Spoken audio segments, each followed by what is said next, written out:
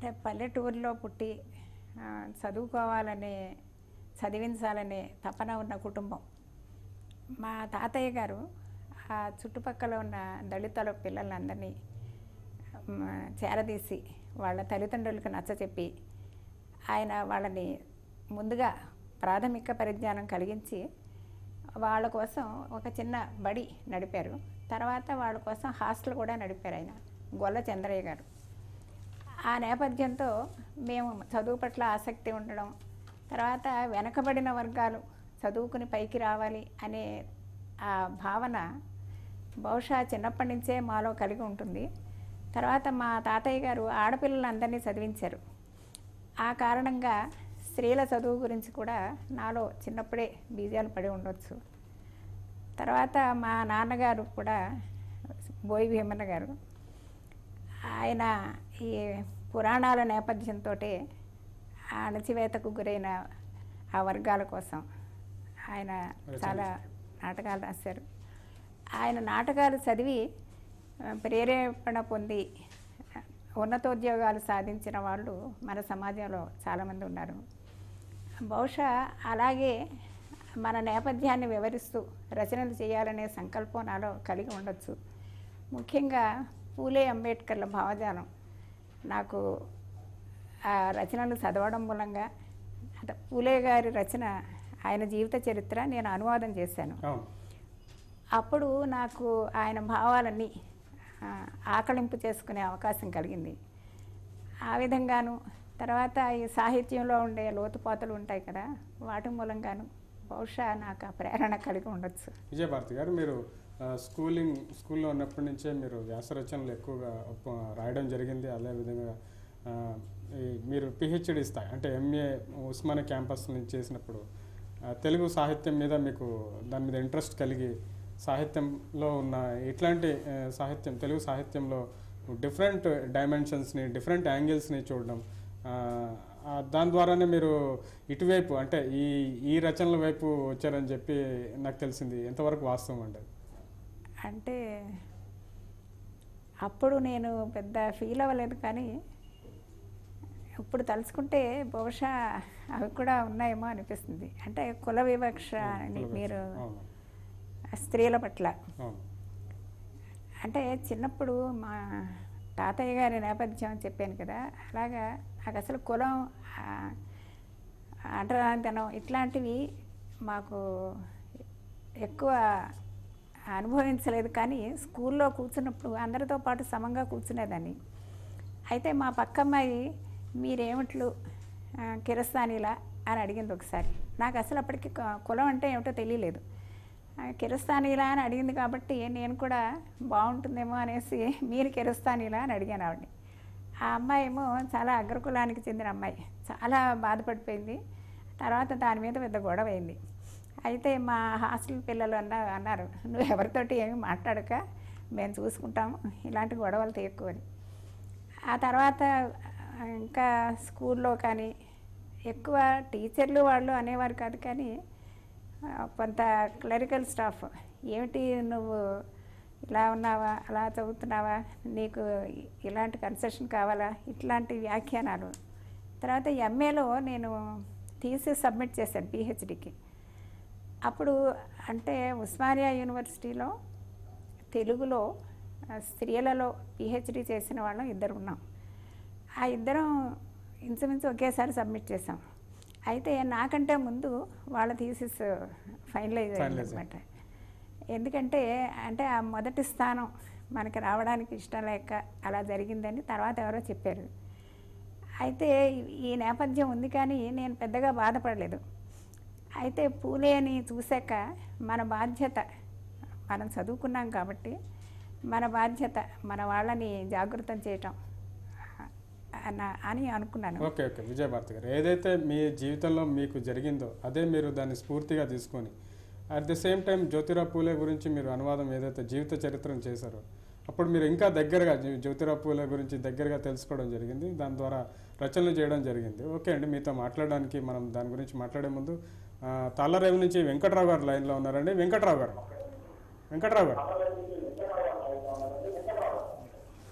Jaipur sir, జైపూర్లే sir. జై భీమ్ జై పూలే అండి. ఈరోజు విజయభారతి గారు. బలహీన వర్గాలకు అందరికీ కూడా రాజకీయ అధికారం ఏంటంటే రుచి అనేది తెలియకపోవడంతో రాజకీయ అధికారం వైపే ప్రయాణం చేయకుండా సంక్షేమ కార్యక్రమాలని లేకపోతే కొన్ని కార్యక్రమాలని అంటే అంబేద్కర్ గారు చెప్పినటువంటి చదివించి నడిపించి పోరాడు అనే మూడు పదాలతో ఆగిపోయారు తప్ప నాలుగో స్లోగనం అంబేద్కర్ గారు లాస్ట్ ని political power is key to solve all problems అన్నారు. అంటే చదివించు నడిపించు పోరాడు పాలించు.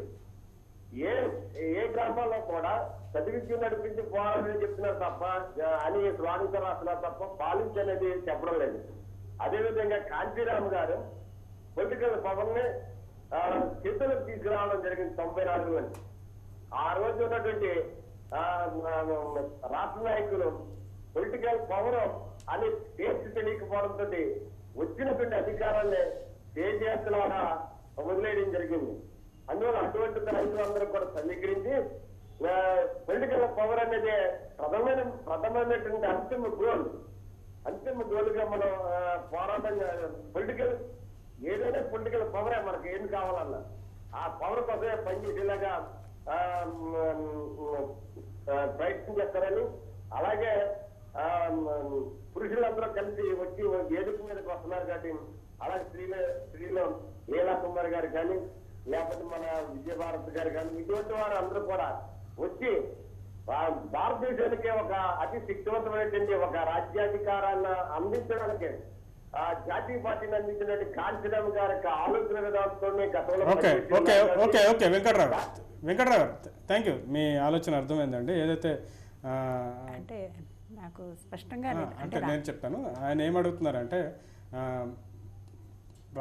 బాబాసాహెబ్ అంబేద్కర్ చెప్పిన దాని గురించి కొంతవరకే మనం పాటిస్తున్నాం, కానీ ఆయన ఏదైతే మాస్టర్కి పొలిటికల్ పవర్ ఇస్ మాస్టర్కి రాజ్యాధికారమే అన్ని సమస్యలకి పరిష్కారం అనే ఒక దాని మీద పనిచేయడం లేదు. కేవలం మన చిన్న చిన్న అవసరాల కోసం పనిచేస్తున్నారే తప్ప రాజ్యాధికారం కోసం ఎవరు పోరాటం చేయడం లేదు. అలాగే చాలామంది నాయకులు ఉన్నారు, చాలామంది మేధావులు ఉన్నారు. వీళ్ళందరూ కూడా ఇండివిజువల్గా పనిచేస్తున్నారు. వాళ్ళందరూ కూడా ఏకం కావాల్సిన అవసరం ఉంది. అట్ ది సేమ్ టైం మహిళలను కూడా కలుపుకొని పోవాల్సిన అవసరం ఉంది. ఎందుకంటే మహిళల సపోర్ట్ తోటే ఉద్యమాలు కూడా సక్సెస్ అవుతాయి కదా అనేది వెంకట్రావు గారి ప్రశ్న అండి. నిజానికి రాజ్యాధికారం అనేది ఒక్క రోజులో రాదు, కొంతమంది మాత్రమే కృషి చేస్తే రాదు. ఐక్యత అనేది కూడా ప్రపంచంలో ఇన్ని రకాల భావజాలాలు ఉన్నాయి. ఐక్యత సాధించడం అనేది కొంత అంటే మెజారిటీ ఒక అభిప్రాయంలో ఉంటే వాడు కొంతవరకు సాధించగలుగుతారు. అది ఒకనాటి ప్రయత్నం, శతాబ్దాలుగా మనం వెనుకబడి ఉన్నాం. అది ఒక 10 ఏళ్లలోనూ 20 ఏళ్లలోనూ రమ్మంటే రావద్దు. అయితే మహిళల్లోనూ పురుషుల్లోనూ కూడా అవగాహన కల్పించటం, అంటే స్వార్థ చింతన పోవటం, సమాజం కోసం మన కోసం కావాలి. ఇప్పుడు మనం న్యూస్ పేపర్లో చూస్తూనే ఉన్నాం కదా, రకరకాల అవినీతి, లంచగొండితనం, ఇవన్నీ ప్రబలకుండా ఉండడానికి ఆ విధంగా మనల్ని మనం ఎడ్యుకేట్ చేసుకుంటే ఆ అధికారం సాధించవచ్చు. తర్వాత మెజారిటీ ఉన్నా కూడా మంచి పాలన అనేది వస్తుందని మనం గ్యారంటీ ఇవ్వలేం. అయితే స్త్రీలలో ఆ నిజాయితీ కొంచెం ఎక్కువని నేను అనుకుంటాను. సహజంగానే స్త్రీలు కుటుంబంలో వ్యవహరించేటప్పుడు చూడండి, అందరికీ అన్నీ అందాయా లేదా అని చూస్తారు.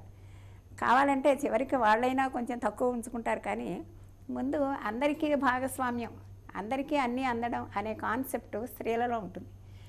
ఆ విధంగా స్త్రీలను ఎడ్యుకేట్ చేసి వాళ్ళని రాజ్యాధికారం దిశగా నడిపించాల్సిన బాధ్యత పురుషుల మీద ఉంది, ముఖ్యంగా దళిత పురుషుల మీద ఉంది. ఇప్పుడు రాజ్యాధికారం కాంశీరామ్ గారు అనే మాట్లాడే వాళ్ళందరూ కాంశీరామ్ గారు మాయావతి గారిని ఎడ్యుకేట్ చేశారు. అయితే ఈ మాట్లాడేవాళ్ళు వాళ్ళ ఫ్యామిలీలో ఎవరినైనా ఎడ్యుకేట్ చేస్తున్నారా? ఎందుకంటే ఈ మీటింగులకు వెళ్తూ ఉంటాను కదా, మగవాళ్ళే ఉంటారు, వాళ్ళు చెప్పిందే చెప్తారు, విన్నదే వింటారు, కానీ ఒక్కళ్ళు కూడా తనతో పాటుగా స్త్రీలను తీసుకురా. ఓకే అండి, కరెక్ట్ అండి, కరెక్ట్. ఏదైతే మీరు చెప్పారో జరుగుతుంది, అది నిజంగా వాస్తవంగా. మహిళలని పెద్దగా ఎక్కువ ప్రయారిటీ ఇవ్వకపోవడం కూడా మనం చూస్తున్నాం. ఈ విషయం గురించి మాట్లాడడానికి లీలా కుమార్ గారు లైన్లో ఉన్నారండి. లీలా కుమార్ గారు, హలో హలో లీలా కుమార్ గారు, హలో లైన్ ఏదో లీలా కుమార్ గారు ఏదో ప్రాబ్లం ఉన్నట్టుందండి. అయితే మీరు చెప్పింది వాస్తవం. ఇంకో విషయం అండి, ఇప్పుడు అంబేద్కర్ గారు ఆయన ఎప్పుడు మీటింగులు పెట్టినా కూడా ముందుగా పురుషులను ఉద్దేశించి జనరల్ మీటింగ్ ఒకటి ఉండేది. పురుషులనే కాదు, జనరల్గా ఒక మీటింగ్ ఉండేది. తర్వాత స్త్రీల కోసం ఆ ఊళ్ళో ఖచ్చితంగా వాళ్ళు ఎలా ఉండాలి, ఎలా ఎదగాలి అనేది చెప్పేవాడు ఆయన. ఆ పురుషుల్లో మీ భర్తలు, మీ కొడుకులు వీళ్ళు అవినీతి మార్గంలో వెళుతూ ఉంటే వాళ్ళని వారించండి అని కూడా చెప్పేవాడు. అలాంటి అంబేద్కర్ మార్గాన్ని ఇప్పుడు అంబేద్కరిస్ట్స్ ఎవరు ఫాలో అవుతున్నట్టు నాకు అనిపించట్లేదండి. ఓకే అండి, ఓకే. దీని గురించి మీతో మాట్లాడడానికి గుంటూరు నుంచి మనీ లైన్లో ఉన్నారండి. మణి గారు. అనిల్ గారు జైభీమ్ అండి. జైభీమ్ అండి. విజయభారతి గారు జైభీమ్ అండి. జైభీమ్ అండి, చెప్పండి. చెప్పండి మణి గారు. ఇప్పుడు మెజారిటీకే రాజ్యాధికారం అనంటే ఇప్పుడు మన అసెంబ్లీ గాని పార్లమెంట్ లో గాని అందరూ కోటీశ్వరులే ఉన్నారండి. కోటీశ్వరులకు మాత్రమే, అగ్రవర్ణాలు మాత్రమే, సంపాదకులకు మాత్రమే, వీళ్ళు వ్యాపారులకు మాత్రమే అనుకూలంగా ఉందండి ఈరోజు రాజ్యాధికారం. కానీ మనం ఒకటి గుర్తు పెట్టుకోవాల్సింది ఏంటంటే, ఇటీవల జపాన్ లో ముంచెత్తిన సునామీ వల్ల మనకు అక్కడ ప్రజలకు జరిగిన నష్టం 17,000 కోట్లు అండి. కానీ ఒక్క 2G స్పెక్ట్రం కుంభకోణం వల్ల మన దేశం నష్టపోయింది 1,70,000 కోట్లు అండి. ఈ దోపిడీ కులాల పాలన ఎన్ని సునామీలు భారతదేశాన్ని ముంచెత్తున్నాయో బహుజనులంతా మనసు పెట్టి అంచనా వేయాల్సిన అవసరం ఉందండి. ఈ దోపిడీ కులాల పాలన నుండి దేశాన్ని రక్షించే బాధ్యత ఈ బహుజనుల మీద, అంటే సమాజంలో మెజారిటీకి ఉన్నటువంటి ప్రజల మీద ఉంది. అధికారం మన చేతిలో ఉంటే ఎంత మార్పు అయినా సహజం. ఆ అవకాశం ఉత్తరప్రదేశ్ లో వచ్చింది. అక్కడ రాజ్యాధికారం మన చేతిలో ఉంది. ఈ భారతదేశం యొక్క రాజ్యాధికారం ఈ ఆంధ్రప్రదేశ్ లో మరి ముఖ్యంగా ఉత్తరప్రదేశ్ లాగా ఆంధ్రప్రదేశ్ అయిన రోజున ఈ దేశం బాగుపడుతుంది. ఈ బహుజనులకు మెజారిటీ రాజ్యాధికారం చేద్దాం ఉన్నప్పుడు ఈ దేశం బాగు కూడా సాధ్యం అనేటువంటిది నా అభిప్రాయం. ఓకే అండి, ఓకే. థ్యాంక్ యూ మణి గారు. అలాగే మీతో మాట్లాడడానికి లీలా కుమార్ గారు లైన్లో ఉన్నారండి. లీలా కుమార్ గారు. నమస్తే సార్. నమస్తే అండి. విజయభారతి గారు ఉన్నారు, మాట్లాడండి. హలో విజయభారతి గారు. నమస్తే మేడం. నమస్తే. దళిత స్త్రీలందరిలో కూడా అత్యున్నతంగా గౌరవించదగిన స్త్రీ అంటే మీరు. దళిత స్త్రీలలో తొలితరంలో సమాజానికి స్త్రీల తరఫున అక్షరాన్ని అందించిన అమ్మగా నేను మిమ్మల్ని భావిస్తున్నాను. ఎందుకంటే సావిత్రిబాయి ఫూలే గురించి మీరు మొట్టమొదటిగా ఒక పుస్తకం తేవడం, అది ప్రతి యూనివర్సిటీకే కాకుండా ఉద్యమాలందరికీ స్ఫూర్తిదాయకంగా ఆ పుస్తకాన్ని మీరు ప్రచురించడం చేశారు. అందుకు మీకు దళిత ఉద్యమం తరఫున, దళిత స్త్రీలందరి తరఫున ధన్యవాదాలు తెలియజేస్తున్నాను. దళిత స్త్రీలందరికీ కూడా ఒక వెన్నెముకలాగా ఉన్నారు మీరు. ఇటీవల కాలంలో ఉన్న దళిత స్త్రీలని సమాజం కానీ దళిత ఉద్యమాలు కానీ గుర్తించినప్పుడు మీరు అక్షర రూపంలో దళిత స్త్రీలు ఉన్నారని, దళిత ఉద్యమాలు ఉన్నాయని, వాళ్ళు చేస్తున్న కాంట్రిబ్యూషన్ ని అనేక ఆర్టికల్స్ ద్వారా ముందుకు తీసుకురావడం అనేది అంబేద్కర్ గారు చెప్పిన ఎడ్యుకేట్, ఆర్గనైజ్, యాజిటేట్ అనే పదానికి సరిగ్గా దళిత స్త్రీలు చక్కగా చదువుకుని తమ వంతు కర్తవ్యాన్ని తిరిగి సమాజానికి ఎడ్యుకేషన్ ద్వారా అందిస్తున్నందుకు. లీలా కుమార్ గారు, ఏదైతే మేడం చెప్తున్నారో మహిళల్ని దూరంగా పెడుతున్నారు, మహిళల్ని భాగస్వామ్యం చేయట్లేదు, విద్యకు దూరంగా ఉంచుతున్నారు అని చెప్పి చెప్తున్నారు. అదేవిధంగా ఎవరైతే అంబేద్కరిస్టులు అని మనం చెప్పుకుంటున్నామో, నాయకులను ఎవరి గురించి అయితే మాట్లాడుతున్నామో ఆ నాయకులే ఇలా చేస్తున్నారని చెప్పి మేడం అంటున్నారు. మీరు దీన్ని ఏకీభవిస్తారా? దీని గురించి మీరు ఎలా స్పందిస్తారు? 100కి 200% ఏకీభవిస్తానండి. చెప్పండి. దళిత సమాజంలో కానీ ఉద్యమాల్లో కానీ దళిత స్త్రీలతో కంపీట్ చేయలేకపోతున్నారు. ఏదైతే ఫిలాసఫీ వాళ్ళు చెప్తున్నారో దాన్ని డిసీవ్ చేస్తున్నారు. మను అధర్మ శాస్త్రాన్ని ముందుకు తెస్తున్నారు. అది ఉద్యమాల్లోనూ జరుగుతుంది, దళిత ఉద్యమాల్లోనూ జరుగుతుంది, మిగతా స్త్రీల ఉద్యమాల్లోనూ జరుగుతుంది. ఇదంతా కూడా ప్రభావం దళిత స్త్రీల మీద ఎక్కువగా పడుతుంది. కాబట్టి దళిత స్త్రీలందరూ ఎవరైతే అనేక ఉద్యమాల్లో ఉన్నారో, ఫర్ ఎగ్జాంపుల్ కారంచేళ్ళ హేతువారలక్ష్మి గారు ఉన్నారు, ఉద్యమాన్ని చాలా ముందుకు తీసుకెళ్లారు. అయితే దాని చరిత్ర లిఖిస్తున్నప్పుడు ఆవిడ పేరు కూడా కనీసం బయటికి రావాలి. ఇది ఉద్యమాలు మళ్ళీ ఒకసారి ఆలోచించుకోవాలి. అలాగే చుండూరుకు వచ్చినప్పుడు నేను చేస్తున్నాను. అలాగే రిజర్వేషన్ ఉద్యమం వచ్చినప్పుడు మేరీమాదిగా చేస్తున్నారు. అలాగే కవితలకు సంబంధించి మన జూపాటి సుభద్ర, జి విజయలక్ష్మి గారు, లేకపోతే అనిశెట్టి రజిత గారు, వీళ్ళందరూ కూడా ఎంతో స్త్రీల గురించి ఉద్యమాల గురించి చేస్తూ ఉన్నప్పటికీ రికగ్నిషన్ లేకుండా పోయింది. ఓకే అండి, okay okay okay thank you Leela Kumar గారు, థ్యాంక్ యూ. మీ అభిప్రాయాన్ని మాతో పంచుకున్నందుకు మీకు ధన్యవాదాలు తెలుపుతున్నాను. అదేవిధంగా మీతో మాట్లాడడానికి ఇంకో కాలర్ లైన్లో ఉన్నారండి. హలో హలో ఉదయ్, అమెరికా నుంచి ఉదయ్ లైన్లో ఉన్నారండి. ఉదయ్ గారు. హలో, నమస్తే ఉదయ్. నమస్తే అండి. విజయభారతి గారు ఉన్నారు, మాట్లాడండి. విజయభారతి గారు నమస్తే. నమస్కారం అండి. ఇప్పుడు మనకి 1952లో హిందూ కోడ్ బిల్లో అంబేద్కర్ గారు విమెన్స్ రైట్ టు ప్రాపర్టీ అన్నది చాలా స్పెసిఫిక్ గా అక్కడ మెన్షన్ చేశారు, రైట్ టు ప్రాపర్టీ యాక్ట్. అది అప్పట్లో it's not implemented probably until recently.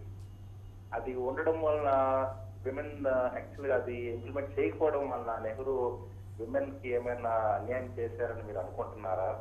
అది అది అప్పుడే ఇంప్లిమెంట్ అయ్యి ఉంటే విమెన్ బి స్ట్రాంగర్ టుడే. అది నాకు ఫస్ట్ క్వశ్చన్ అండి. సెకండ్ క్వశ్చన్, ఇప్పుడు విమెన్స్ రైట్ బిల్ మన Telugu Desam party voted in the upper house in the Rajya Sabha. Harikrishna గారు ఓటేశారు.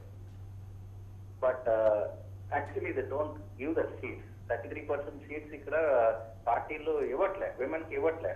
మీకు దిక్కున్న చోట చెప్పుకోండి, అక్కడ బిల్ మాత్రం అక్కడ బిల్లుకి అయితే ఫార్గా ఓటేసాము కానీ ఇక్కడ మాత్రం ఇవ్వము అన్నంత ఇదిగా they are behaving. Same with 33% చట్టసభల్లో బీసీస్ కి ఇస్తామని చెప్పి అసెంబ్లీలో ఎలాగో రిజల్యూషన్ పాస్ చేశారో అవి కూడా అన్న మాట మీద నిలబడలే. అసెంబ్లీలోని పార్లమెంట్ లో అన్న మాట మీద నిలబడిన నాయకులు ఇంకా మనకి నాయకులుగా ఎలా చలామణి అవుతున్నారో, how can they stand as leaders? Okay okay Uday గారు, ఓకే థ్యాంక్ యూ. ఉదయ్ గారు కానీ మణి గారు కానీ లీలా కుమార్ గారు. మణి గారు, ఒక విషయం ఏంటంటే మనం మాట్లాడింది ఏదైతే అవినీతి పెరిగిపోయింది, లంచగొండితనం పెరిగిపోయింది దేశంలో, అంటే ఒక సునామీ, జపాన్ని నాశనం చేసింది ఒక సునామీ అయితే మన దేశంలో జరుగుతున్న ఈ అవినీతి ఏదైతే భాగవతాలు ఏవైతే ఉన్నాయో, స్కామ్స్, ఇవన్నీ కూడా దేశాన్ని భ్రష్టు పట్టిస్తున్నాయి. వీటి నుంచి రక్షించుకోవాల్సిన అవసరం మన మీద ఉందని చెప్పి మణి గారు అంటున్నారు. అదేవిధంగా లీలా కుమార్ గారు మాట్లాడుతూ స్త్రీశక్తిని నిజంగా వాడుకోవట్లేదు, సరిగా వాడుకోవడం లేదు. అది నిజమేనండి. ఎందుకంటే స్త్రీలను శతాబ్దాలుగా అణిచిపెట్టారు, అది అందరూ ఒప్పుకున్నదే. కానీ దళిత పురుషులతో పాటు దళిత స్త్రీలు కూడా అణచివేతకు గురయ్యారు. ఆ అణచివేతకు గురైన వర్గాలు తమతో పాటుగా తమ మహిళలను కూడా సమానంగా ఈ ఉద్యమాలలో భాగస్వాములను చేస్తే బాగుండేది. అంటే చేస్తున్నంత వరకు చేస్తున్నారు, కానీ వాళ్ళని కూడా తర్వాత విస్మరిస్తున్నారు. ఆ పాత్రని వాళ్ళు చివరికంటా కొనసాగిస్తూ ఉంటే మన దళిత నాయకత్వం కొంచెం శ్రద్ధగా ఆ మహిళలను ముందుకు తెస్తే బాగుండేది. ఇప్పుడు 33% ఎన్నాళ్ళ నుంచి సాగుతోంది, ఇది రావట్లేదు. నిజానికి 50% ఉన్న మహిళలు కొంత ముందుకి వచ్చే వాళ్ళని రాణిస్తే అది మన దళిత యువతలో ఉందని నేను అనుకుంటున్నాను. అంటే భర్తలు, సోదరులు, కొడుకులు వీళ్ళు అయ్యో ఆడవాళ్ళు ముందుకు వచ్చేస్తున్నారు అంటే మేము వెనకాల చేతులు ముడుచు కూర్చుంటున్నామా అనే ఫీలింగ్ ఏదో వాళ్ళలో ఉందేమో. అలా ఉండకుండా వీళ్ళని రాణిస్తే బాగుండేది. రానివ్వకపోవడం అనేది మాత్రం మన అందరం చూస్తున్నాం, వస్తామే కదా. ఓకే అండి, ఓకే. మీతో మాట్లాడడానికి హైదరాబాద్ నుంచి గోపి గారు లైన్లో ఉన్నారండి. గోపి హలో, నమస్తే అండి. నమస్తే అన్న. విజయభారతి. దళితులకే రాజ్యాధికారం కావాలి, రాజ్యాధికారం దళితులకే దక్కాలని ఒక మీ కాన్సెప్ట్ కు కృషి చేస్తున్న TV9 టీవీ కృతజ్ఞతలు. Okay okay thank you Gopi గారు. అమ్మా, ప్రొఫెసర్ గా మీరు చెప్పండి. విద్యార్థులకు చదువు విద్యార్థులు నేర్పించారు, డిసిప్లిన్ నేర్పించారు. అయితే ఈ సమాజంలో స్త్రీకి జరుగుతున్న అన్యాయం మీద జరుగుతున్నటువంటి అత్యాచారాల మీద మీరు స్పందించాల్సిన టైం వచ్చింది. మీరు చట్టసభలకు రావాల్సిన ఆసన్నమైన సమయము 2014 మీరు పోటీ చేసి రాజ్యాధికారము స్త్రీలకు కూడా హక్కు ఉంది, స్త్రీకి కూడా 50% రిజర్వేషన్ కావాలి అనే ఈ వాయిస్ను ప్రజలకు తీసుకురావాల్సిందిగా మేము విజ్ఞప్తి చేస్తున్నామా. ఓకే అండి, ఓకే థ్యాంక్ యూ గోపి గారు. ఏదైతే మీరు మీలాంటి నిజంగా నాయకులంతా బయటికి రావాల్సిన అవసరం ఉందని చెప్పి బయటకు వస్తున్నామండి. అయితే మాకు కూడా కొంచెం చోటు ఇవ్వాలి. అంటే మాకు వద్దు నా తెల్లదొరతనం అని ఆయన ఎలా అన్నారో అలాగే ఈ మగవాళ్ళ రాజ్యం వద్దు అని మేము పాటలు అయితే పాడుకుంటున్నాం, కానీ ప్రత్యక్షంగా పాలు పంచుకోవడానికి అవకాశాలు రావట్లేదు. అంటే వాళ్ళ మనస్తత్వంలో కూడా చాలా మార్పు అవసరం. అంటే దళితులు అనే దాంట్లో స్త్రీలను కూడా వాళ్ళు కలుపుకొని మాట్లాడాలి. మేడం, మీరు ఏదైతే జ్యోతిరావు పూలే జీవిత చరిత్రని అనువాదం చేయడం జరిగింది, అయితే అసలు ఇప్పటివరకు తెలుగులో అలాంటి బుక్ రాలేదు. అంటే జ్యోతిరావుని పరిచయం చేసిన, తెలుగు ప్రజలకు పరిచయం చేసిన ఘనత మీకే దక్కుతుంది. అయితే ఇది రాసేటప్పుడు అసలు ఎట్లా సందర్భం ఎలా వచ్చింది? అంటే మీ దగ్గరికి రాసే అవకాశం మీకు ఎట్లా దక్కింది అసలు? దాని గురించి అంటే నేను తెలుగు అకాడమీలో చేరినప్పుడు తెలుగు సాహిత్య కోసం ఇట్లాంటి ప్రాజెక్ట్స్ అన్నీ చేస్తూ ఉండేదాన్ని. మా వారు పొలిటికల్ అంటే లాయరు, పొలిటికల్ లీడరు, రకరకాల రంగాల్లో ఆయన చాలా బిజీగా ఉంటారు. అయితే తిరుపతి గారు అని మొట్టమొదట అంబేద్కరైట్ ఉమ్మడి మద్రాసు రాష్ట్రంలో ఆయన దళితుల కోసం కృషి చేశారు. అంబేద్కర్ భావజాలాన్ని మనలో వ్యాపింపజేసినవారు. ఆయన కొన్ని పుస్తకాలు రాశారు. అయితే ఆయన ఏమనుకున్నారంటే తారకం గారి చేత ఒక మంచి పుస్తకం రాయిస్తే బాగుంటుంది అని ఆయన వచ్చి అడిగారు. అంబేద్కర్ చరిత్ర అందరికీ అర్థమయ్యేలాగా చిన్నగా రాయండి అని. అయితే అప్పటికి ఈయన చాలా బిజీగా ఉన్నారు. అయితే నువ్వు రాయకూడదా అని నన్ను అన్నారు. తిరుపతి గారు మాకు కూడా కుటుంబ మిత్రులు. సరేనమ్మా నువ్వు రాయి అని అన్నారు. అట్లా నేను ఈ రకరకాల సోర్సెస్ అన్నీ చూసుకుని రాయిపోయేసరికి చాలా పెద్ద పుస్తకమే అయింది. ఆ రకంగా అంబేద్కర్ భావజాలం. తర్వాత గౌతు లచ్చన్న గారు ఒక పత్రిక నడిపేవారు. ఆయన ఆ పత్రిక కోసం ఈ పూలే జీవిత చరిత్ర సీరియల్గా వస్తే బాగుంటుంది అని అనుకున్నారు. అది కూడా తారకం గారి సలహా మీద ఆ పుస్తకం ఇంగ్లీష్లో తెచ్చి అనువాదం చేయడం మొదలుపెట్టాను. తర్వాత ఆ ఉద్యమం పట్ల, ఆ భావాల పట్ల నేను ఆకర్షింపబడ్డాను అనుకోవాలి. ముఖ్యంగా మతం గురించి పూలే, అంబేద్కర్లు చెప్పిన అభిప్రాయాలు నాకు చాలా గాఢంగా నాటుకున్నాయి. అంటే మతం అనేది మన జీవన విధానాన్ని నిర్దేశిస్తోంది. ముఖ్యంగా స్త్రీలను అని అంటున్నారు, కానీ ఈ స్త్రీలు చేసే పూజలన్నీ పురుషుల కోసమే కదా. పురుషుల అభ్యున్నతి కోసం, వాళ్ళ శ్రేయస్సు కోసం స్త్రీలు వ్రతాలు ఇవి చేస్తూ ఉంటారు. ఈ రకంగా వీళ్ళ ఈ లింకులో ఈ వేరే కులాలు వాళ్ళకి నమ్మకం ఉండదు. ఏదో మామూలుగా అందరి కోసం చేస్తూ ఉంటారు, కానీ మన వాళ్ళు గాఢంగా నమ్మి చేస్తూ ఉంటారు. ఆ రకంగా వీళ్ళు చాలా నష్టపోతున్నారు. ఆ భావజాలం నుంచి తప్పించడానికి ఈ పురాణాలని అంబేద్కర్ గారు చెప్పారు, పూలే గారు చెప్పారు, వాటిని మరింతగా రాయాలని అనుకున్నాను. తర్వాత అందులో ఉన్న కాంట్రవర్సీస్ రకరకాలు, ఇక్కడ ఒకటి చెప్తారు, అక్కడ ఒకటి చెప్తారు. పురాణాల్లో కుల వ్యవస్థ ఎట్లా ఉంది, కుల ప్రస్తావన ఎలా ఉందో మేడంతో చర్చించే ముందు కార్యక్రమంలో ఒక బ్రేక్ తీసుకుందాం. బ్రేక్ తర్వాత చర్చా కార్యక్రమం తిరిగి కొనసాగుతుంది.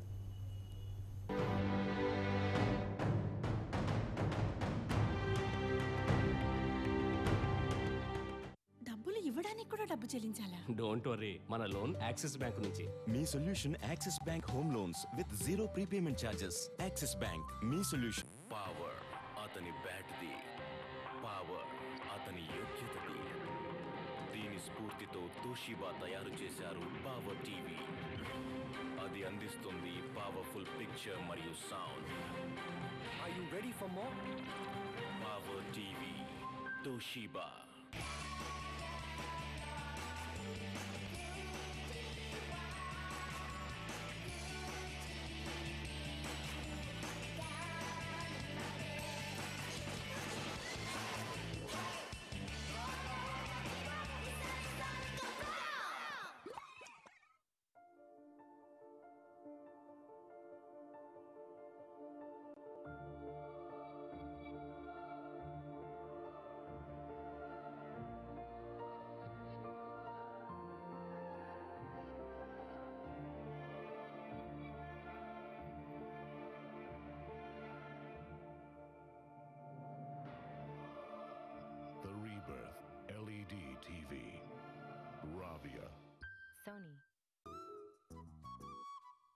డాడీ బెస్ట్ బంగారం ఎలా తయారు చేస్తారు? డాడీ బెస్ట్ ఇల్లు ఎలా కడతారు? తరాల నుండి శ్రేష్టమైన ఇల్లు కేసీపీ సిమెంట్ బలంతోనే. అవును, బెస్ట్ డ్యామ్ ఎలా కడతారు? KCP cement. కేసీపీ సిమెంట్ శ్రేష్టమైన నిర్మాణాల కోసం. హలో, నేను చదని. నేను కూడా. మేమేమో మీ భోజనం తినలేము, మీరేమో మా భోజనం తినవట్లేదు. ఫర్నిచర్ చేయిస్తున్నప్పుడు కలప మీద టర్మినేటర్ వేయిస్తున్నారు. మేము ఆకలితో అలమటిస్తున్నాం. మా పిల్లలు అనాథలైపోతున్నారు. మేము మిమ్మల్ని కోరేది ఏమిటంటే మీరు ఫర్నిచర్ చేయించుకోండి, కానీ దాని మీద టర్మినేటర్ వేయించకండి. లేకుంటే ఒకానొక కాలంలో చెదలు ఉండేవని గుర్తుగానే మిగిలిపోతాం. ఎప్పుడు ఫర్నిచర్ చేయించినా టర్మినేటర్ తప్పకుండా వేయించండి. Why dream small? Move up to sedan class in the all-new Vista. The style of a sedan. The space of a sedan. The power of a sedan. The features of a sedan. The all-new Vista. Sedan class.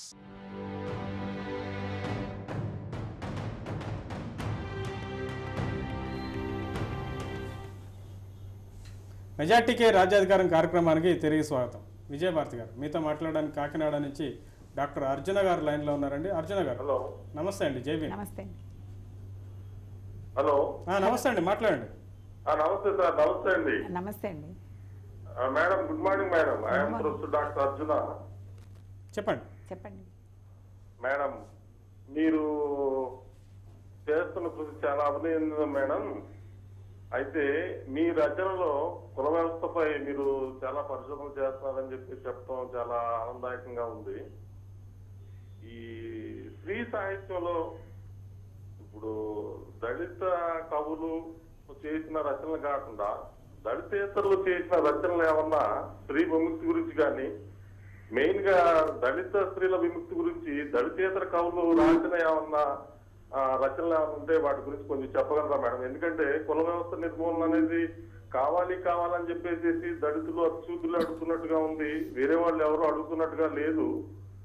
So స్త్రీ సాహిత్యంలో దళితేతర కవులు ఎవరైనా ఈ కుల విముక్తి గురించి కానీ, లేకపోతే దళిత స్త్రీలు పడే కష్టాల గురించి ఎవరైనా రాసిన వాళ్ళు ఉంటే వాళ్ళ గురించి కొంచెం చెప్పండి మేడం. ఓకే అండి. ఓకే థ్యాంక్ యూ అర్జున గారు. అలాగే ఇంకో కాలర్ లైన్లో ఉన్నారండి. హలో, జోగారావు గారు. జోగారావు గారు, హలో. హలో, మాట్లాడండి. మీ టీవీ వాల్యూమ్ తగ్గించి మాట్లాడండి జోగారావు గారు.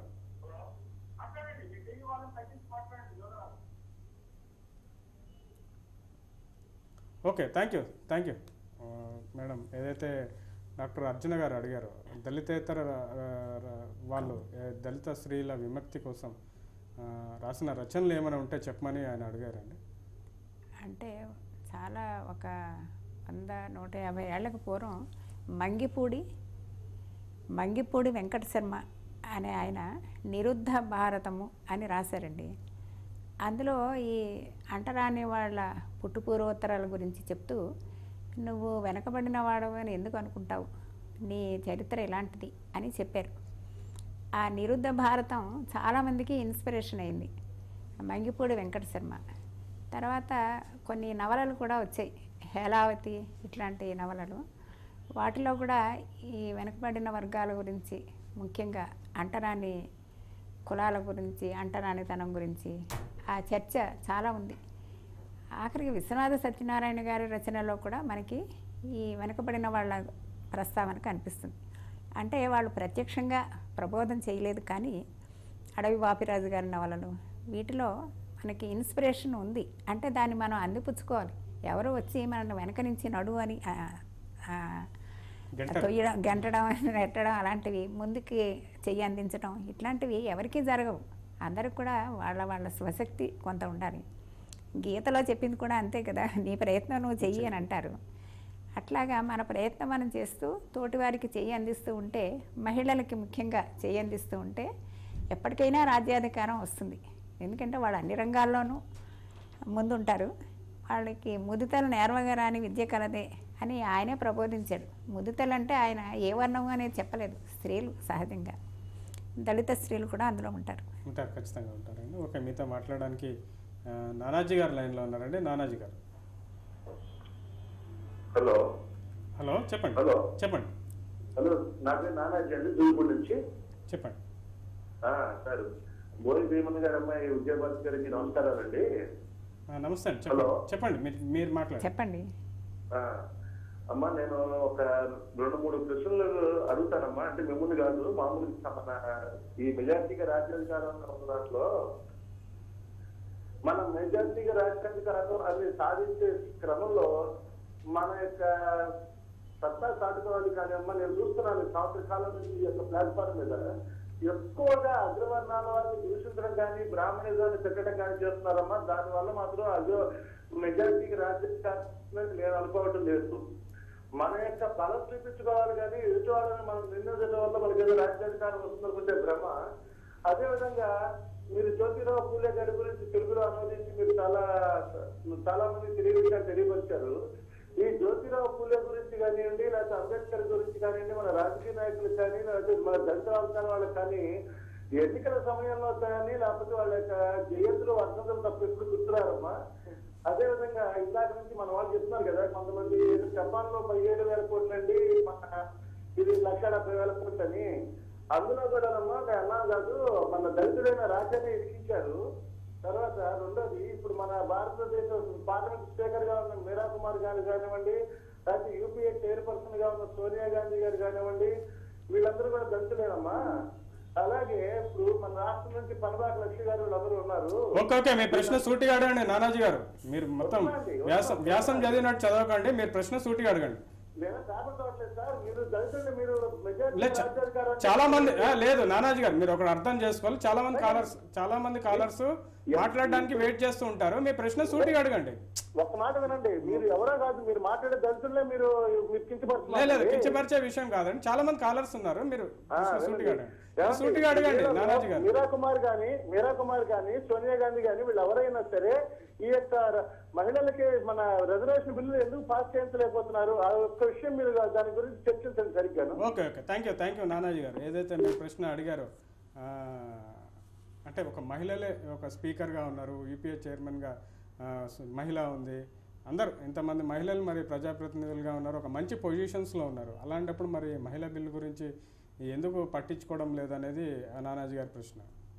నాకైతే అది అర్థం లేని ప్రశ్నగా కనిపిస్తుందండి. ఎందుకంటే ఒక మహిళ అక్కడ ఉంది కాబట్టి ఇంకే మహిళల మీద ఏమీ జరగకూడదు అంటే, పురుషుడు ఉన్నప్పుడు పురుషుల మీద ఏమీ జరగకుండా ఉన్నాయా? అది ఒక్కళ్ళు కంట్రోల్ చేసే వ్యవస్థ కాదండి. మనది ప్రజాస్వామ్య దేశం. కింద నుంచి కూడా ప్రతి వాళ్ళు బాధ్యతగా ఉండాలి. అంతేగాని ఒక స్పీకర్ ఉంది కాబట్టి ఇలా జరిగిందా, ఒక మహిళ ఉంది కాబట్టి ఇలా జరిగిందా అన్న అది చూస్తే నవ్వు వస్తుంది. కొంచెం ఆలోచించి మనం ఆ అభియోగాలు వేసేటప్పుడు ఆ సాధ్యాసాధ్యాలు చూసుకోవాలి. వాళ్ళకి వీలైనంత వరకు వాళ్ళు అంటే నిష్పక్షపాతంగా ఉండాలని చూస్తారు ఆ పొజిషన్లో ఉన్నవాళ్ళు. అంతేకాని నేను మహిళని కాబట్టి మా మహిళలకు అందరికీ ఇవి రావాలనుకోరు. అందరికీ సమాన న్యాయం, సమాన ధర్మం. అంటే నానాజీ గారు అడిగింది అర్థం లేని ప్రశ్న అని మీరు అంటారు. అలాగని నేను అంటలేదు. ఇప్పుడు ఎవరైనా వాళ్ళ స్థానం నిలదొక్కుంటూ ముందుకు ఎదగడానికి 10 మందికి సాయపడడానికి ప్రయత్నిస్తారు. ఆ ప్రయత్నంలో ఎవరికైనా లోపాలు కనిపించదు. అంటే అక్కడ ఓన్లీ వాళ్ళకి అధికారం వాళ్ళ చేతుల్లోనే ఉండదు, వాళ్ళని కంట్రోల్ చేసే వాళ్ళు వేరే వాళ్ళు చాలా మంది ఉంటారు. పైగా మన చేతిలో ఉన్నదాంతో మనం చేయగలుగుతాం, కానీ మనకి అందుబాటులో లేని పరిధిని దాటి చేసే అవకాశం ఉండకపోవచ్చు. ఓకే అండి, మీ భావంతో నేను కూడా ఏకీభవిస్తాను. మీతో మాట్లాడడానికి శ్రీధర్ జగిత్యాల లైన్లో ఉన్నారండి. నమస్తే అండి శ్రీధర్ గారు. మీ టీవీ వాల్యూమ్ తగ్గించేసేయండి ఫస్ట్, తర్వాత ఫోన్లో డైరెక్ట్గా మాట్లాడండి. చెప్పండి. ఓకే, చెప్పండి సార్. హలో, మాట్లాడండి శ్రీధర్ గారు. మేడం, ఇప్పుడు రిజర్వేషన్లు ఎస్సీ ఎస్టీ రిజర్వేషన్ అని ఈ రిజర్వేషన్ ఉంది కదా, ఈ రిజర్వేషన్ వల్ల ఓసీ వాళ్ళు చాలా నష్టపోతున్నారు కదా మేడం. ఎందుకంటే ఓసీలో కూడా పెద్ద క్యాస్ట్ వాళ్ళలో కూడా చాలా బీద వాళ్ళు ఉన్నారు. ఇప్పుడు దీంట్లో మెరిట్ స్టూడెంట్స్ ఉంటారు. ఈ మెరిట్ స్టూడెంట్స్ అనేది వాళ్ళకి జాబ్స్ లో చాలా వరకు ఇప్పుడు ఎస్సీలకి ఎక్కువ పెడితే ఇప్పుడు ఓసీ వాళ్ళకి అన్యాయం జరుగుతుంది కదా. ఈ రిజర్వేషన్ అనేది ఎందుకు ఉంచారు అందుకోసం. ఓకే, థ్యాంక్ యూ శ్రీధర్ గారు. మీ ప్రశ్న సూటిగా అడిగినందుకు మీకు ధన్యవాదాలు. అదేవిధంగా ఇంకో కాలర్ మీతో మాట్లాడడానికి లైన్లో ఉన్నారండి. వైజాగ్ నుంచి సూర్యనారాయణ గారు. సూర్యనారాయణ గారు నమస్తే బ్రదర్. జై భీమ్ అండి. జై భీమ్ అండి. ప్రొఫెసర్ మేడం జై భీమ్ అమ్మ. జై భీమ్ అండి. చరిత్రలోకి వెళ్తే ప్రతి మగవాడి ముందు వెనక కాదు ముందు ఒక స్త్రీ ఉంది ప్రతి మగవాడి విజయం వెనక. అలాగే ప్రతి ఉద్యమం వెనక ముందు కూడా స్త్రీ లేకపోతే ఏ ఉద్యమం కూడా ఈ దేశంలో సక్సెస్ కాలేదు. ఎందుకంటే అక్కడ స్వాతంత్ర ఉద్యమం తీసుకుంటే దుర్గాదాస్ దేశ్ముఖ్, గాంధీ గారు, తర్వాత మరి అంబేద్కర్ గారు దీన జనార్దన ఊరి మీద తిరిగినప్పుడు రమాబాయి గారు ఆవిడ సహకారం అందించకపోతే ఆయన ఈ స్థితిలో కూడా మనల్ని వచ్చే పరిస్థితి లేదు. అలాగే మరి కస్తూరిబా గారు గాంధీ గారు తిరుగుతున్న కస్తూరిబా సహాయం చేస్తుండకపోతే లేదు. తర్వాత వీరనారి ఇలా స్త్రీలు లేకపోతే ఉద్యమం కానీ ఇది అవుదండి. తర్వాత రాజధాని యాక్చువల్ గా ఇప్పుడు చాలా పుంజుకునే ఉన్నాం. కాకపోతే ఎడ్యుకేషన్ ఆర్గనైజ్ వరకు వచ్చాము. మరి పీడిత తాడిత ప్రజలు దగాపడిన దళితులందరూ యాజిటేషన్ చేయాల్సిన అవసరం వచ్చింది. పాలకులను నిలదీయాల్సిన అవసరం వచ్చింది. లేకపోతే పాలకులు ఏంటంటే ముందు విద్యాపరంగా ప్రత్యక్షంగా పరోక్షంగా ఈ వర్గాలని స్త్రీలని అందరినీ అనగదొక్కడానికి ప్రయత్నిస్తున్నారు. ఎందుకంటే ఒక మీటింగ్ లో కాన్స్టిట్యూషన్ మీటింగ్ లో ఏం జరిగిందంటే ఖచ్చితంగా విద్యావంతులే శాసనసభలకు వస్తే బాగుంటుంది అంటే నెహ్రూ గారు అన్నారు విద్యావంతులు అందరూ బ్రిటిష్ వాళ్ళు సాయం చేశారు, విద్య లేని వారే మనకు సాయం చేశారు, అందుకే స్వాతంత్రం వచ్చిందని. కాకపోతే ఇప్పుడు పరిస్థితి మారింది. అప్పుడు నెహ్రూ గారు లాంటి స్వార్థ రహిత రాజకీయ నాయకులు ఇప్పుడు లేరు. కాబట్టి చేయాల్సిన అవసరం ఉందని నేను అనుకుంటున్నాను మేడం. మీరు కూడా ఆ విధంగా చేస్తే మంచిదని నేను కోరుకుంటున్నాను. ఓకే థ్యాంక్ యూ సూర్యనారాయణ గారు. మీరు కాల్ చేసినందుకు అదే మీ అభిప్రాయాన్ని పంచుకున్నందుకు ధన్యవాదాలండి. అలాంటి నాయకుల అవసరం చాలా ఉంది. అంటే చాలా మంది అందరూ ముందుకు రావడం, అందరూ క్లాసులో అందరూ ఫస్ట్ ఎలా వస్తారండి, అందరూ తెలివైన వాళ్ళే ఉంటారు. కానీ ముందు వెనుకలుగా అయితే అత్యాచారాలు మేడం, నేను పురాణాల్లో కుల వ్యవస్థ గురించి కుల ప్రస్తావన గురించి దాని గురించి అడగాలనుకుంటున్నాను. చెప్పండి, అసలు పురాణాల్లో కుల వ్యవస్థ ప్రస్తావన మీరు సత్య హరిశ్చంద్ర దాని గురించి రాశారు. అంటే 1995లో Dalit women issues and perspectives అని ఒక సెమినార్ జరిగిందండి పూనాలో. ఎందుకో వాళ్ళని పిలిచారు. దానికోసం పేపర్ ప్రిపేర్ చేసేటప్పుడు నేను పర్టికులర్గా అది చూశానమాట. అప్పటికే పూలే భావజాలం ఉంది. అయితే సాహిత్యంలో అష్టాదశ వర్ణనలు ప్రబంధాల్లో చేస్తూ ఉంటారు. అందులో పురవర్ణన, నగరవర్ణన, ఇవన్నీ ఋతువుల వర్ణన, ఇవన్నీ అందులో ఎక్కువగా పువ్వులు అమ్మే వాళ్ళ మీద ఆ కొనేవాళ్ళు జోక్స్ వేస్తూ ఉంటారు అనమాట, చాలా అశ్లీలంగా అసభ్యంగా. అయితే వాళ్ళ మీదనే ఎందుకు వేయడం, అది ఒక రకంగా వాళ్ళు ఎంజాయ్ చేస్తూ ఉంటారు. అలాంటి వర్ణనలు కొన్ని చూశాక ఓహో కింది వర్గాలు అంటే దళిత స్త్రీలు ముఖ్యంగా ఈ కూరగాయలు అమ్ముకునేవాళ్ళు ఇట్లా రకరకాల పనులు చేసే వాళ్ళందరూ కూడా చాలా అపహాస్యానికి గురవుతున్నారు అనే భావన నాలో కలిగింది. ఆ కోణంలో నేను ఆ వ్యాసం రాశాను. అలాగే పురాణాలు చూసినప్పుడు తెలుగు అకాడమీలో ఉన్నప్పుడు మేము టెక్స్ట్ బుక్స్ ప్రింట్ చేస్తూ ఉండేవాళ్ళం. శ్రీకృష్ణుని మధురానగర ప్రవేశం అని ఒక పాఠం, అలాగే రకరకాలు ఉంటాయనుకోండి. అది చూస్తే ఆయన నగరంలోకి రావడం, వెళ్తూ ఆ పూలదండలు అమ్మే అమ్మాయి దగ్గర నుంచి ఆ దండలు లాక్కోవడం, ఎవరో చాకలాయన రాజ కుటుంబానికి బట్టలు తీసుకెళ్తూ ఉంటే అవి లాక్కోవడం, ఇట్లాగా అది ఒక దుండగుడు చేష్టలాగా కనిపించాయి. వాటిని మన వాళ్ళు భక్తి అనేది దానికి పులిమి చాలా గొప్పగా ప్రచారం చేస్తూ ఉంటారు. అలాగా ఆలోచించడం మొదలయ్యాక నాకు ముఖ్యంగా ఈ స్త్రీలు చేసిన తిరుగుబాట్లు ఏమన్నా ఉన్నాయా అని ఆలోచిస్తే రామాయణంలో నాకు తాటక కనిపించింది. యజ్ఞాలు, ఈ క్రతువులు అనేది ఒక రకంగా వర్ణ విభజనకు దారితీస్తుందండి. దాని మీద చాలామంది తిరుగుబాటు చేశారు. ఆ తిరుగుబాటులో అంటే స్థానిక ప్రజల మీద ఈ ఆర్యులో లేకపోతే అగ్రవర్ణాలో మునులో ఎవరో ఒకళ్ళు వీళ్ళు తలపెట్టిన క్రతువులన్నీ కూడా వాళ్ళని కించపరిచేవిగా ఉండేవి. ఆ విధంగా తాటక యజ్ఞాలు నాశనం చేస్తోంది అని వాళ్ళు రాసుకోవడం, తాటకిని చాలా భయంకరంగా చిత్రించడం, ఇవన్నీ చూసాక నేను రామాయణం చదివాను. ఆ రామాయణం చదివినప్పుడు అక్కడ ఏముందంటే చాతుర్వర్ణ్య ధర్మం పరిరక్షించడానికి తాటకని చంపు అని అంటాడు. అది చాలా దారుణంగా అనిపించింది నాకు. దాన్ని ఎక్స్పోజ్ చేయాలనుకున్నాను, కొంతవరకు చేశాను, కానీ ఎవరికి అందినట్లేదు. అలాగా స్త్రీలు ప్రతిఘటించగలరు. ఆవిడ చాలా అవమానాలకు గురైంది, వాళ్ళ కుటుంబం అంతా హింసకు గురైంది. ఆవిడ అడగడానికి వెళ్తే వెంటనే ఆవిడ మీద అంటే ఎన్కౌంటర్ లాగా ప్రస్తుతం ఇప్పుడు దండకారణ్యంలో ఎట్లాగా పరిస్థితి ఉందో అప్పుడు కూడా అది కూడా దండకారణ్యమే. నాకు చాలా మనస్తాపం కలిగింది. దీన్ని ఎదుర్కోవాలంటే స్త్రీలు ఈ పురాణాలలో ఉన్న కపటమైన వక్రీకరించబడిన అంశాలు గ్రహించాలని అనుకుంటూ నేను ఆ సిరీస్ రాయడం మొదలుపెట్టాను. ఓకే, సత్యహరిశ్చంద్ర తర్వాత దశావతారాలు. సత్యహరిశ్చంద్రుడు కథ. వాడేమో విశ్వామిత్రుడు నా పెంపుడు కూతుళ్ళు, వీళ్ళు మాలకన్యలు, వాళ్ళు చాలా బాగా డ్యాన్స్ చేశారు. రాజుగారికి వాళ్ళ డ్యాన్స్ పాటలు అన్నీ నచ్చాయి. వాళ్ళని సత్కారం చేయాలనుకున్నాడు. అనుకుంటే వాళ్ళన్నారు గొడుగు చెప్పులు అడిగారు వాళ్ళు. అంటే అప్పుడు పండితులకి శాలువాలు, గొడుగులు, పాదుకలు ఇవి సింబల్స్ అన్నమాట. అవి అడిగేసరికి ఏమిటి మాల వాళ్ళకి ఇవన్నీ కావాలా అనేసాడు అతను. అలా తర్వాత మళ్ళీ కొనుక్కోబోయేసరికి హరిశ్చంద్రుడిని కొనడానికి డబ్బున్న వాళ్ళు ఎవరు దొరకలా. ఆఖరికి కాటికాపరి అతని పేరు, సరే నేను ఎంతైనా చేస్తాను కానీ నన్ను వాళ్ళకి అమ్మొద్దని బతిమాలుకుంటాడు. అంత ఇదిగా ఉన్నావు నువ్వు, అయితే నిన్ను కొని అతనికి ఇచ్చేస్తాను అని ఇచ్చేసాడనమాట. ఆ రకంగా వర్ణ వ్యవస్థని ఖండిస్తూను పరోక్షంగా తర్వాత యువతల వాళ్ళకి ఉత్తేజాన్ని కలిగిస్తూ రచనలు చాలా వచ్చాయి. అయితే అవి మనం అర్థం చేసుకోలేకపోయాము. అర్థం చేసుకోనివ్వకుండా కూడా సమాజం చేసింది. దాన్ని ఎదుర్కోవాలంటే చదువు ఒకటే కావాలని పూలే గారు చెప్పారు. అలాంటి ఇన్సిడెంట్స్ పురాణాల్లో చాలా ఉన్నాయండి. ఇప్పుడు యజ్ఞాలు చేసేటప్పుడు ఏదో అగ్ని తీసుకెళ్ళి దేవతలకి ఆ భాగాలన్నీ ఇస్తాడట అని చెప్తారు, మనం నమ్ముతూ ఉంటాము. అయితే అందులో దేవతలకే భాగాలు, రాక్షసులకు లేవు. మొట్టమొదట ఈ వృత్రాసురుడు వాళ్ళందరూ కూడా అందరికీ సమంగా భాగాలు ఇచ్చేవారు. అంటే ఏమిటి, వచ్చిన సంపదని అందరూ పంచుకోవడం.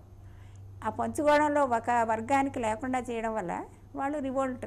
అది ఓకే మేడం. ఇంకోటి ఏదైతే మహిళలకి ఆ విద్య అనేది చాలా అవసరం అని మీరు చెప్తున్నారు, ఏదైతే జ్యోతిరావు ఫూలే కానీ అంబేద్కర్ గారి వీళ్ళంతా కూడా వాళ్ళ కోసం, మహిళల విద్య కోసం, వాళ్ళకి సమాన హక్కుల కోసం ఎంతో పోరాటం చేశారు. అయితే ప్రస్తుతం ఉన్న పరిస్థితుల్లో ఎందుకు మరి మన సమాజంలో ఇంకా మహిళల మీద అత్యాచారం, రోజుకి దేశంలో 2 దళిత మహిళలు అత్యాచారానికి గురవుతున్నారు, 2 దళితులు హత్యకు గురవుతున్నారు, 2 గుడిసెలు దళితుల గుడిసెలు కాలిపోతున్నాయి రోజుకి.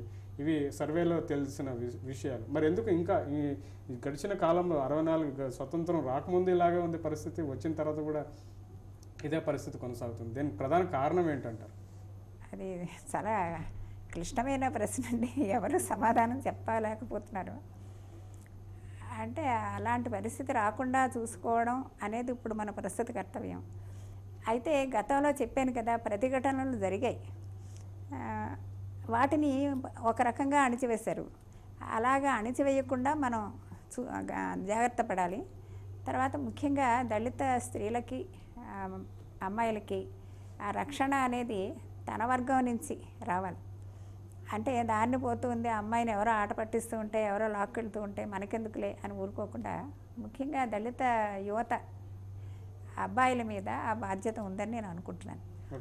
వాళ్ళు అంటే రకరకాల ఒత్తిళ్ళు తేకుండా. మేడం ఇంకోటి చివరి ప్రశ్న, ఏదైతే పే బ్యాక్ టు సొసైటీ ఏదైతే అంబేద్కర్ గారి ఫిలాసఫీలో ప్రధానంగా ఉండేది, ఏదైతే ఉద్యోగులు కానీ ఎవరైతే ఆర్థికంగా స్థిరత్వం పొందారో వాళ్ళు తమ సమాజానికి ఎంతో కొంత సేవ చేయాల్సిన అవసరం ఉందని చెప్పి ఆయన చెప్పడం జరిగింది. కానీ అది ఎంతమంది పాటిస్తున్నారు మీరు చెప్పగలుగుతారు? అంటే అది అంటే మనస్తత్వాలు మారాలండి. మారడం అనేది చదువుకోవాలి. ఆ చదువుకునే టైంలో వీళ్ళకి డైవర్షన్స్ చాలా వస్తున్నాయి. అంటే ఈ ప్రాపంచిక పరిజ్ఞానంకు బదులు కేవలం పుస్తకాలు చదువుకోవడం, ఉద్యోగాలు చేయటం, వాళ్ళ స్వార్థం కోసమే వాళ్ళు చూసుకోవడం. అలా కాకుండా ఈ అంబేద్కర్ అధ్యయన కేంద్రాలు, పూలే ఫిలాసఫీ అది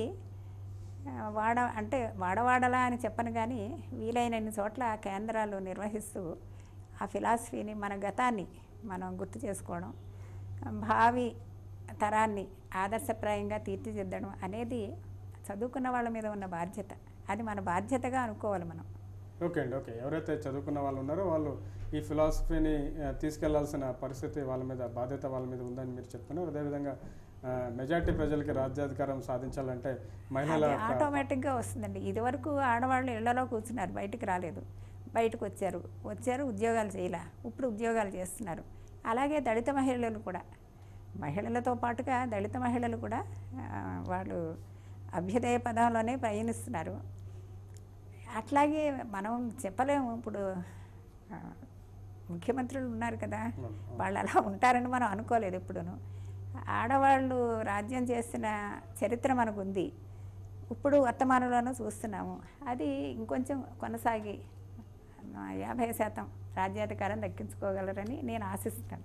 ఓకే అండి, ఓకే. మహిళలకి సరైన స్థానం కల్పిస్తే నిజంగా మెజార్టీ ప్రజలకి రాజ్యాధికారం వస్తుందని చెప్పి విజయభారతి గారు చెప్తున్నారు. ఇది ఈనాటి మెజార్టీకే రాజ్యాధికారం కార్యక్రమం. రేపు జరిగే కార్యక్రమంలో మరో గెస్ట్తో మళ్ళీ కలుద్దాం. చూస్తూనే ఉండండి TV1.